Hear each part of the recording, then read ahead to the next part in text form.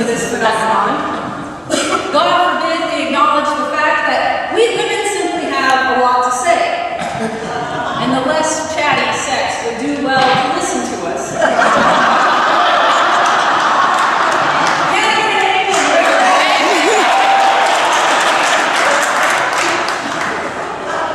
Make that 20,001.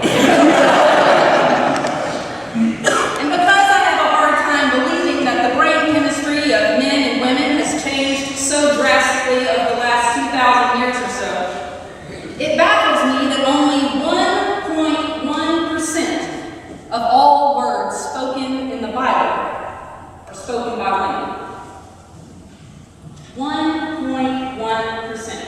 That amounts to roughly 14,000 words. Most women have spoken that many words by Wikipedia. So, considering how few words in the Bible are spoken by women, it should come as little surprise to us that the unnamed woman in today's account, whom we know only as Simon Peter's mother-in-law, has absolutely nothing to say about her remarkable recovery. Yet, in spite of her saying nothing, she nevertheless manages to make a statement.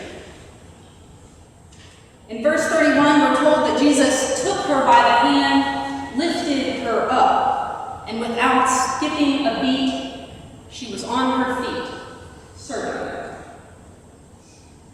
Serving her. Really? Joanna Adams, a former pastor at Fourth Presbyterian Church in Chicago, once remarked in a sermon that verse 31 was one of the funniest verses in the Bible. Talk about get up and go, she said, straight from the sick bed to the cook stove. And the Greek supports this. The Greek word for serve is diakonia, the same word from which we get diaconate or deacon. It literally means to wait on, like a waiter or waitress would do, and that's exactly what she did. She waited on them. The only thing in the text separating the fever leaving her and her serving the guests who had gathered in her home is a single comma. Apparently, no period was required. No stopping necessary, no pausing to recuperate, no lingering symptoms or residual fatigue from the fever, no heating up a quick bowl of chicken noodle before beginning the task of feeding a dozen or so hungry men. Seriously, what a recovery. And Adams is right. It is funny to think of Simon Peter's mother-in-law leaping from her sickbed and running straight to the stove. Especially since most 21st century women would have used 3 of their 20,000 words to say, make it yourself.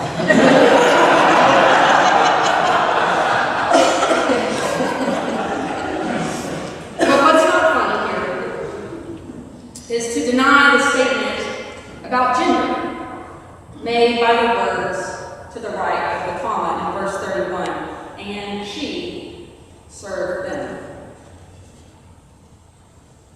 In John's Gospel, after Lazarus has been raised from the dead, guess what happens? Lazarus is hungry. And we would be too. We've been dead for 4 days. And so, his sister Martha serves him. And I'm sure she's grateful to do so, because it means that he's alive and well and at her table again. But who's feeding Simon Peter's mother-in-law? Of course, we know things were different in first century Palestine. Women weren't second-class citizens. They were the property of men. Their fathers, their husbands, their brothers, their employers, even their own male children outranked them. And so we don't spend too much time, do we, wondering as to why so little of what they had to say was ever recorded. While language proteins maybe haven't evolved much over the past 2,000 years, fortunately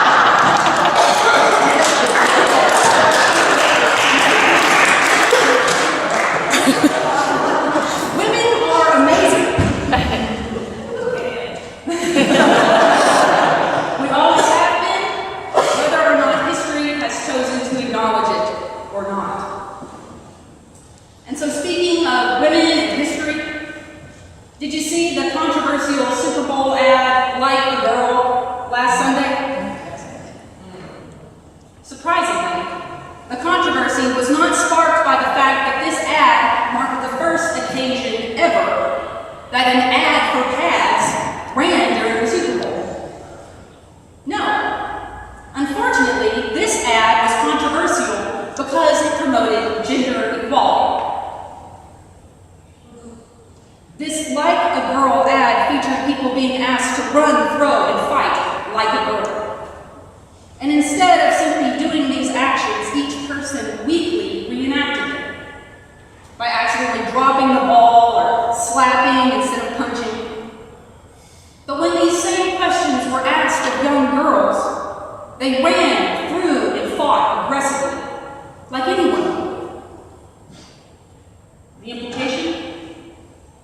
To do something like a girl is to do it bad. But the redeeming aspect of the commercial was this. The negative connotation of doing something like a girl is something that's learned over time, and therefore, something that we can change. And let's not kid ourselves. We still need the change, don't we? Gender equality simply does not exist. The phrase, like a girl, is similar to saying something is so gay. Both are used in a derogatory manner. The terms gay and girl are not synonymous with being weak or stupid. These are identities. So when someone uses these identifiers, whether it's sexual orientation, ethnicity, or gender, as an insult, it becomes very problematic for our society. According to Huffington Post, when the commercial originally aired back in June, it received a lot of positive attention. But it wasn't until Sunday's Super Bowl, which was reportedly watched by some 115 million people, that the verbal backlash really began, and most of it on social media.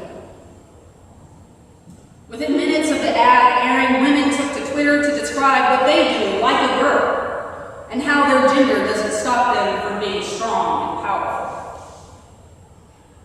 I serve my country like a girl. Engineering, like a girl. Setting high jump records, like a girl. But you know what they say, haters gonna hate. So in no time at all, critics and self-proclaimed, you ready for this?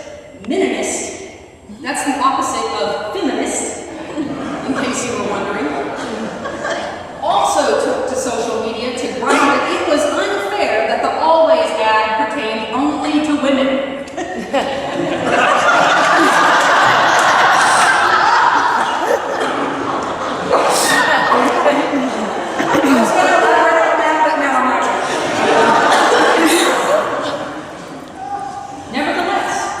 A new hashtag quickly popped up. Guess what it was? Like a girl. Boy. And we started seeing tweets like these. Hashtag like a boy because equality matters. All players male, all coaches male, all refs male, all announcers male. Hashtag like a boy. But the women of Twitter, and God bless them, the men who support them, wouldn't allow these meninist to have the final word, and responded with tweets like these. I am a girl. My gender is not an insult, and never should be an insult. Hashtag like a girl. First one in my family to get a college education, plus I'm paying for all of it. Hashtag like a girl. My wife hits, hashtag like a girl. I don't want to ever be on the receiving end. She's a second-degree black belt in karate, and it would hurt like. And my personal favorite, to all the boys making fun of the Like a Girl commercial, I hope God blesses you with a baby girl, and I want to see you tell her what she's incapable of. But here's the thing. As much as I want to bask in the positivity of this ad campaign and the empowering effect it's having on our society, I refuse to do so wholeheartedly. Because even the Like a Girl hashtag itself is proof that sexism is still a very real part of our culture. And in spite of how far we've come, we've still got further to go. Until we have just as many women as men in public office, we still have further to go. Until gender pay gaps are a thing of the past, we still have further to go. Until women can walk down the sidewalk in any city without street harassment, catcalls, or horn honking, we still have further to go. Until women aren't afraid to speak up more during meetings because they're afraid they'll be interrupted by a man or have their idea taken over and stolen by a man, we still have further to go. Want to know more about this? Read the New York Times op-ed piece from a couple weeks ago entitled "Speaking While Feeling." Until pornography, sex trafficking, and prostitution is eradicated, we still have further to go. Until we don't need ad campaigns and hashtags to empower women because we know we're fierce and strong and important and capable, we still have further to go. And until voiceless, nameless women aren't remembered for their service to men, but for their service to God and country and society, we still have further to go.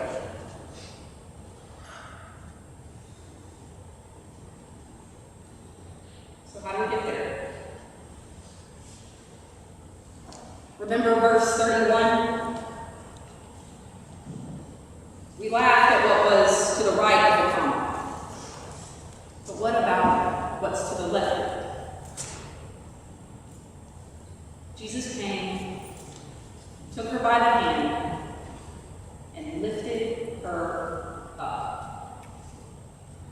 The fever left her, calm, and she began to serve her. He lifted her up. He didn't heal her. At least that's not what the Greek says. The Greek says that he resurrected her. He restored her to life with a capital L. He brought her back to the place where she belonged, not so that she could serve them, but so that she could be her true self again. Whole, beloved, perfect, just the way she is. Have you ever been brought back from the brink? Has someone ever touched you and brought you back to yourself? Reminded you of who you really are? A person of value? A person with purpose and promise? A person who is loved, not with a comma, but completely loved. Period. Jesus doesn't say a word. He doesn't announce that her faith has made her well or that she is forgiven. He simply touches her, and as voiceless as the woman herself, he restores her from something contagious and threatening to someone strong and capable of service. I'd like to think of Jesus' voiceless healing as an act of solidarity with a voiceless woman. And we do well to pay attention. We do have voices. And whether we speak 20,000 words a day or 7,000, it doesn't matter. What matters is remembering that not using our voices is an insult to the voiceless. And that using our voices, both male and female alike, for good, to uplift and to empower, to strengthen, is the only way that we'll make further to go, just a little bit closer.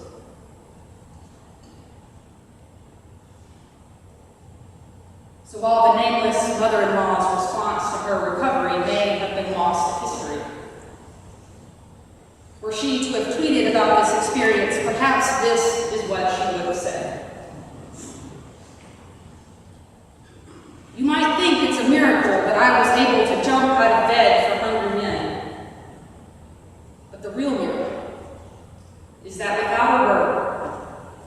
I was dressed